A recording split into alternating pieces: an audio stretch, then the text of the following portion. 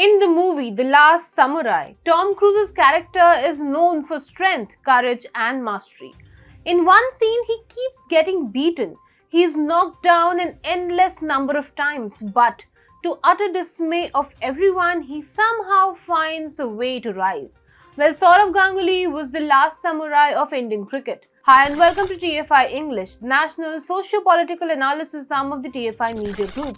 I'm your host Apurva, and if you're watching us on Facebook, give our page a like. And if you're watching us on YouTube, like the video and subscribe to the channel.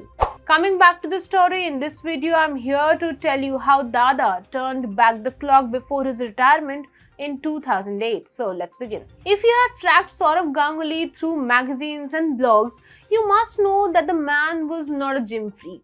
Yes, he hit some lusty blows, especially in Towton, but that was pure muscle memory rather than push-ups driven strength. But for a brief period, his reluctance threatened his career. In a way, Dada was himself to blame for it.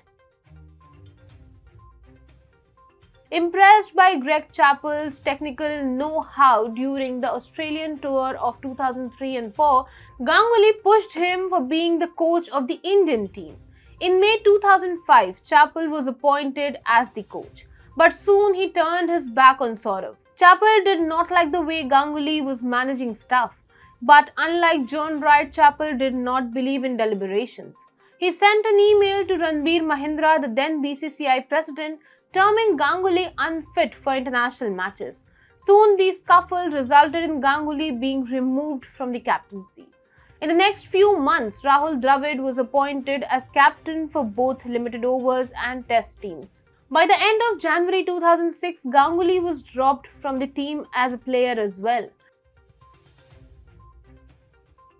The writing on the wall was clear. Selectors and coach had conveyed to Ganguly that the wall was the future. The wall, in fact, started to eat into Ganguly's market share as well. Though Ganguly was contracted to advertise for Pepsi till 2007, Pepsi did not waste a moment before joining the bandwagon of Rahul Dravid.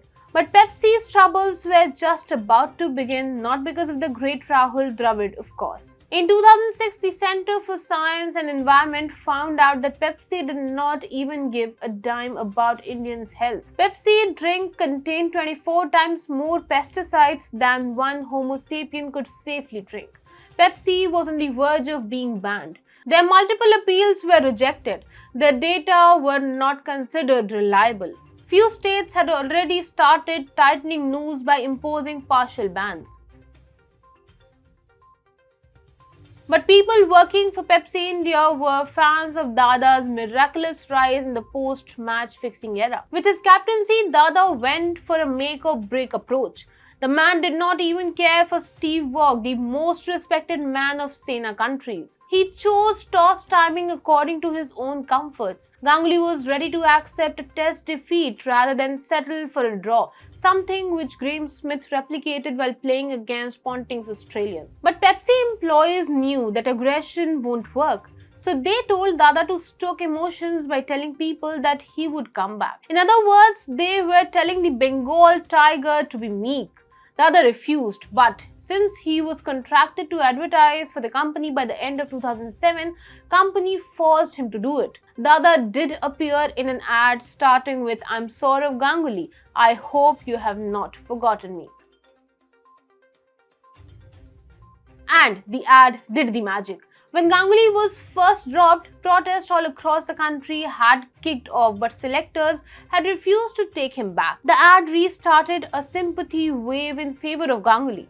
On the other hand, the initial success of Greg Chappell's coaching had started to die down. Why wouldn't it? Its foundation was extremely brittle. The Indian team was facing criticism from all across the board, including the parliament. Chappell made matters worse by stating that Indian MPs are simply doing their job. It showed his indifferent attitude towards Indians' emotions. And then came a disastrous tour of South Africa. Batting, the India's strength, became its very weakness. Pollock, Steyn and Neil ran through the Indian batting lineups not once, not twice, but throughout the whole tour.